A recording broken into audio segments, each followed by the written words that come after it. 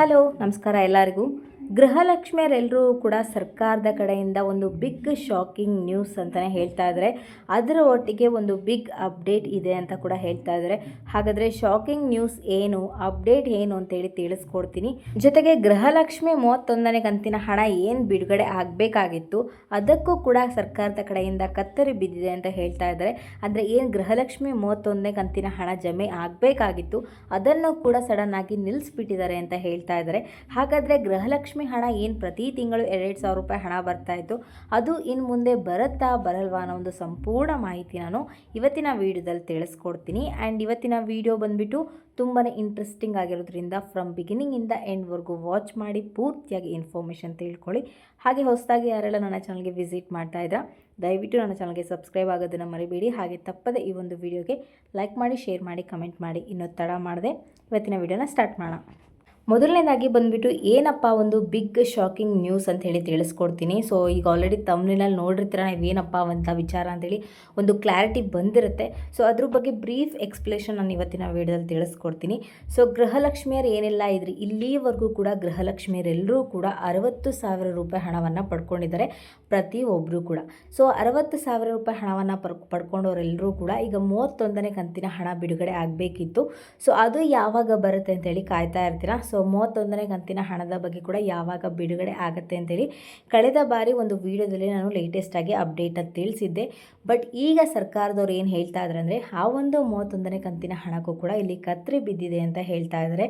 So ಕತ್ರಿ ಬಿದ್ದಿದೆ ಅಂದ ತಕ್ಷಣ ಏನಪ್ಪ ಇದು ವಿಚಾರ ಅಂತೇಳಿ ತಿಳಿಸ್ಕೊಡ್ತೀನಿ. ಸೊ ನೀವೆಲ್ಲ ಗೃಹಲಕ್ಷ್ಮಿ ಹಣ ಏನು ಪ್ರತಿ ತಿಂಗಳು 2,000 ರೂಪಾಯಿ ಹಣವನ್ನು ಪಡ್ಕೊಳ್ತಾ ಇದ್ರಿ ಅದು ಇನ್ನು ಮುಂದೆ ಕರೆಕ್ಟಾಗಿ ಪ್ರತಿ ತಿಂಗಳು ಬರಬೇಕು ಅಂತಂದರೆ ನೀವು ಮತ್ತೊಮ್ಮೆ ಅರ್ಜಿಯನ್ನು ಹಾಕಬೇಕು ಅಂತ ಇಲ್ಲಿ ಸರ್ಕಾರದವರು ಹೇಳ್ತಾ ಇದ್ದಾರೆ. ಮತ್ತೊಮ್ಮೆ ನೀವು ಗೃಹಲಕ್ಷ್ಮಿಗೆ ಅರ್ಜಿಯನ್ನು ಸಲ್ಲಿಸಬೇಕು ಅಂತ ಹೇಳಿ ತಿಳಿಸ್ತಾ ಇದ್ದಾರೆ. ಸೊ ಕಾರಣ ಇಷ್ಟೇ. ಸೊ ಕಳೆದ ಬಾರಿ ಸಾಕಷ್ಟು ವಿಡಿಯೋಗಳಲ್ಲೂ ಕೂಡ ನಾವು ಹೇಳಿದ್ದೀವಿ. ಹೇಳಿದ ತಕ್ಷಣ ಸರ್ಕಾರದವ್ರು ಹೇಳ್ತಾ ಇದ್ರು ಅದನ್ನು ಆದಷ್ಟು ಬೇಗ ಸರಿ ಮಾಡ್ಕೊಳ್ಳಿ, ಇಲ್ಲ ಅಂತಂದರೆ ನಿಮಗೆ ದಂಡವನ್ನು ವಿಧಿಸ್ತೀವಿ ಅಂತ ಪ್ರತಿ ವಿಡಿಯೋದಲ್ಲೂ ಕೂಡ ನಾನು ನಿಮಗೆ ತಿಳಿಸಿದ್ದೀನಿ. ಸರ್ಕಾರದವ್ರು ಏನು ಅಪ್ಡೇಟ್ ಕೊಟ್ಟಿದ್ರು ಅದನ್ನು ಪ್ರತಿ ವಿಡಿಯೋದಲ್ಲೂ ಕೂಡ ನಾನು ನಿಮಗೆ ತಿಳಿಸಿದ್ದೀನಿ. ಬಟ್ ಈಗ ಹೊಸ CM ಬಂದಿರೋ ಕಾರಣ ಅಂದರೆ DK ಶಿವಕುಮಾರ್ ಸರ್ ಏನು CM ಆಗಿದ್ದಾರೆ. ಸೊ ಅವರು ಈ ಹೊಸ ಯೋಜನೆ ಏನಂದರೆ ಹೊಸ ರೂಲ್ಸ್ನ ಇಲ್ಲಿ ಜಾರಿಗೆ ತಂದಿದ್ದಾರೆ ಅಂತ ಹೇಳ್ಬೋದು.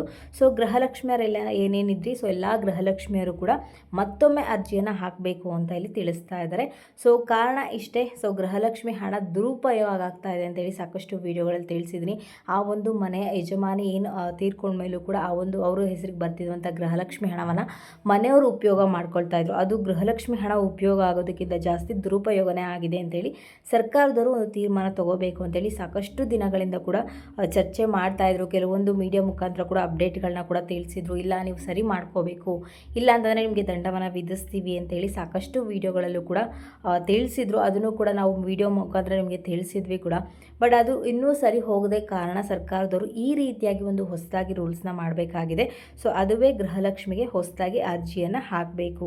ಸೊ ಎಲ್ಲಿ ಹಾಕಬೇಕು, ಏನೆಲ್ಲ ಡಾಕ್ಯುಮೆಂಟ್ಗಳು ಕೊಡಬೇಕಾಗುತ್ತೆ ಅಂತೇಳಿ ಮೊದಲನೇ ಸರಿ ನೀವೇನು ಅರ್ಜಿಯನ್ನು ಹಾಕಿರ್ತೀರಾ ಅಲ್ಲೇ ಹೋಗ್ಬಿಟ್ಟು ಅರ್ಜಿಯನ್ನು ಹಾಕಬೇಕಾಗುತ್ತೆ. ಜೊತೆಗೆ ಏನೆಲ್ಲ ಡಾಕ್ಯುಮೆಂಟ್ಗಳು ಹೇಳಿದ್ರು ಅದನ್ನು ಕೂಡ ನೀವು ತೊಗೊಂಡು ಹೋಗಬೇಕಾಗತ್ತೆ. ಸೊ ನೀವು ಇತ್ತೀಚೆಗೆ ತೆಗೆಸಿರುವಂಥ ಫೋಟೋಗಳು ಜಸ್ಟ್ ಮತ್ತು ನಿಮ್ಮ ಒಂದು ಫೋನ್ ನಂಬರ್ ಜೊತೆಗೆ ನಿಮ್ಮೊಂದು ರೇಷನ್ ಕಾರ್ಡ್ನ ತೊಗೊಂಡು ಹೋಗ್ಬಿಟ್ಟು ನೀವು ಅರ್ಜಿಯನ್ನು ಸಲ್ಲಿಸಬೇಕಾಗತ್ತೆ. ಸೊ ಇದಿಷ್ಟು ಗೃಹಲಕ್ಷ್ಮಿಯ ಒಂದು ಬಿಗ್ ಅಪ್ಡೇಟ್, ಅದು ಶಾಕಿಂಗ್ ನ್ಯೂಸ್ ಅಂತಲೂ ಹೇಳ್ಬೋದು. ಸೊ ಶಾಕಿಂಗ್ ನ್ಯೂಸ್ ಇದಾಗಿರುತ್ತೆ. ಹಾಗಾದರೆ ಅಪ್ಡೇಟ್ ಏನಪ್ಪ ಅಂತಂದರೆ ಇದೊಂದು ಖುಷಿ ವಿಚಾರ ಅಂತಲೂ ಕೂಡ ಹೇಳ್ತಾ ಇದ್ದಾರೆ. ಸೊ ಏನಪ್ಪ ಒಂದು ಖುಷಿ ವಿಚಾರ ಅಂತಂದರೆ ಸೊ ಈಗೆಲ್ಲ ನೀವು ಬೇರೆ ವಿಡಿಯೋಗಳಲ್ಲೆಲ್ಲ ನೋಡ್ತಾ ಇರ್ತೀರಾ. ಸೊ ಗೃಹಲಕ್ಷ್ಮಿ ಹಣ 5,000 ರೂಪಾಯಿ ಹಣ ಇನ್ನು ಮುಂದೆ ಜಮೆ ಆಗುತ್ತೆ ಅಂಥೇಳಿ. ಸೊ ಇನ್ನೂ ಸಾಕಷ್ಟು ವಿಡಿಯೋಗಳಲ್ಲಿ ಏನಾಗ್ತಾ ಇದ್ದರೆ ಈ ಒಂದು ಅಪ್ಡೇಟ್ ಬಂದಿದ ಮೇಲೆ ಅಂದರೆ ಈಗೇನು ಗೃಹಲಕ್ಷ್ಮಿಗೆ ಮತ್ತೆ ಅರ್ಜಿಯನ್ನು ಸಲ್ಲಿಸಬೇಕಲ್ಲ, ಸೊ ಅರ್ಜಿಯನ್ನು ಸಲ್ಲಿಸಿದ ಮೇಲೆ 2,000 ರೂಪಾಯಿ ಬರಲ್ಲ ನಮಗೆ, 5,000 ರೂಪಾಯಿ ಹಣ ಬರುತ್ತೆ ಅಂತೇಳಿ ಸಾಕಷ್ಟು ವಿಡಿಯೋಗಳಲ್ಲೂ ಬರ್ತಾ ಇದೆ. ಬಟ್ ಅದು ಸುಳ್ಳು ಮಾಹಿತಿ ಅಂತಲೇ ಹೇಳ್ಬೋದು. ಸೊ ಸುಳ್ಳು ಮಾಹಿತಿ, ಅದನ್ನು ಯಾವುದೇ ಕಾರಣಕ್ಕೂ ಕೂಡ ನಂಬೋದಕ್ಕೆ ಹೋಗಬೇಡಿ. ಯಾರೂ ಕೂಡ ಇನ್ನು ಗೃಹಲಕ್ಷ್ಮಿ ಒಂದು 5,000 ರೂಪಾಯಿ ಕೊಡ್ತೀವಿ ಅಂತ ಇನ್ನೂ ಲೇಟೆಸ್ಟಾಗಿ ಅಪ್ಡೇಟ್ ಏನೂ ಸಿಕ್ಕಿಲ್ಲ. ಬಟ್ ಇದ್ರ ಬಗ್ಗೆ ಚರ್ಚೆ ಆಗಿದೆ ಅಂತ ಹೇಳಿ ಸಿಕ್ಕಿರೋ ಮಾಹಿತಿ ಅಷ್ಟೇ. ಸೊ ಅದ್ರ ಬಗ್ಗೆ ಯಾವುದೇ ರೀತಿಯ ಒಂದು ಕ್ಲಾರಿಟಿ ಆಗಲಿ ಅಥವಾ ಒಂದು ಕನ್ಫರ್ಮೇಷನ್ ಮೆಸೇಜ್ ಆಗಲಿ ಏನೂ ಕೂಡ ಸಿಕ್ಕಿಲ್ಲ. ಬಟ್ ಇನ್ನು ಸಾಕಷ್ಟು ವಿಡಿಯೋಗಳು ಏನಾಗ್ತಿದೆ ಅಂದರೆ, ಈಗ ಗೃಹಲಕ್ಷ್ಮಿ ಹಣ ಹೊಸದಾಗಿ ಅರ್ಜಿಯನ್ನು ಹಾಕೋದು ಕೇಳಿರೋದ್ರಿಂದ ಸೊ ಗೃಹಲಕ್ಷ್ಮಿ 5,000 ರೂಪಾಯಿ ಹಣ ಬರಬೇಕು ಅಂತಂದರೆ ನೀವು ಮತ್ತೊಮ್ಮೆ ಗೃಹಲಕ್ಷ್ಮಿಗೆ ಅರ್ಜಿಯನ್ನು ಹಾಕಬೇಕು ಅಂತೇಳಿ ಸಾಕಷ್ಟು ವಿಡಿಯೋಗಳು ಬರ್ತಾ ಇದೆ. ಸೊ ಹಾಗಾಗಿಬಿಟ್ಟು ಈ ಒಂದು ಅಪ್ಡೇಟ್ನ ತಿಳಿಸ್ಬೇಕು ಅಂತ ಹೇಳಿ ಈ ಒಂದು ವಿಡಿಯೋ ಮುಖಾಂತರ ನಿಮಗೆ ತಿಳಿಸ್ತಾ ಇದ್ದೀನಿ. ಸೊ ಗೃಹಲಕ್ಷ್ಮಿ 5,000 ರೂಪಾಯಿ ಹಣ ಬರೋದಿಲ್ಲ. ಮತ್ತೆ ನೀವೇನು ಹೊಸದಾಗಿ ಅರ್ಜಿ ಹಾಕ್ತೀರಾ, ಆ ಒಂದು ಅರ್ಜಿ ಹಾಕಿದ ತಕ್ಷಣ ನಿಮಗೆ ಏನು 2,000 ರೂಪಾಯಿ ಬರ್ತಾ ಇತ್ತು ಅದೇ ಮುಂದಿನ ದಿನಗಳಲ್ಲೂ ಕೂಡ ಬರ್ತಾ ಹೋಗುತ್ತೆ. ಆದರೆ ಯಾವುದೇ ಕಾರಣಕ್ಕೂ ಕೂಡ 5,000 ರೂಪಾಯಿ ಹಣ ಬರೋದಿಲ್ಲ. ಬೇರೆ ವಿಡಿಯೋಗಳನ್ನು ನೋಡಿ ನಂಬೋದಕ್ಕೆ ಹೋಗಬೇಡಿ. ಸೊ ಈ ಒಂದು ಲೇಟೆಸ್ಟ್ ಅಪ್ಡೇಟ್ನ ತಿಳಿಸ್ಬೇಕಿತ್ತು, ಹಾಗಾಗಿ ತಿಳಿಸಿರುವಂಥದ್ದು. ಇನ್ನು ಗೃಹಲಕ್ಷ್ಮಿ 31ನೇ ಕಂತಿನ ಹಣದ ಬಗ್ಗೆ ಮಾತಾಡಿದ್ರೆ, ಸೊ 31ನೇ ಕಂತಿನ ಹಣಕ್ಕೂ ಕೂಡ ಕತ್ತರಿ ಬಿದ್ದಿದೆ ಅಂತ ಹೇಳಿ ಮುಂಚೆನೇ ಹೇಳಿದೆ. ಹೌದು, ಈಗ ಏನು ಗೃಹಲಕ್ಷ್ಮಿ ಸಮಸ್ಯೆ ಏನಾಗಿದೆ, ಹಣ ದುರುಪಯೋಗ ಏನಾಗ್ತಿದೆ, ಸೊ ಅದರಿಂದ ಗೃಹಲಕ್ಷ್ಮಿ 31ನೇ ಕಂತಿನ ಹಣವನ್ನು ಕೂಡ ಸ್ಟಾಪ್ ಮಾಡಿದ್ದೀವಿ ಅಂತ ಇಲ್ಲಿ ತಿಳಿಸ್ತಾ ಇದ್ದಾರೆ. ಸೊ ನೋಡೋಣ ಮುಂದಿನ ದಿನಗಳಲ್ಲಿ ಹಣ ಬರುತ್ತಾ ಇಲ್ವಾ ಅಂತೇಳಿ. ಇವತ್ತಿನ ಲೇಟೆಸ್ಟ್ ಅಪ್ಡೇಟ್ಸ್ ಇದಾಗಿರುತ್ತೆ. ಸೊ ನಿಮ್ಗೇನಾದರೂ ಈ ಒಂದು ವಿಡಿಯೋ ಇಷ್ಟ ಆಯಿತು ಅಂದರೆ ದಯವಿಟ್ಟು ನನ್ನ ಚಾನಲ್ಗೆ ಸಬ್ಸ್ಕ್ರೈಬ್ ಆಗೋದನ್ನು ಮರಿಬೇಡಿ. ಹಾಗೆ ತಪ್ಪದೆ ಈ ಒಂದು ವಿಡಿಯೋಗೆ ಲೈಕ್ ಮಾಡಿ, ಶೇರ್ ಮಾಡಿ, ಕಮೆಂಟ್ ಮಾಡಿ.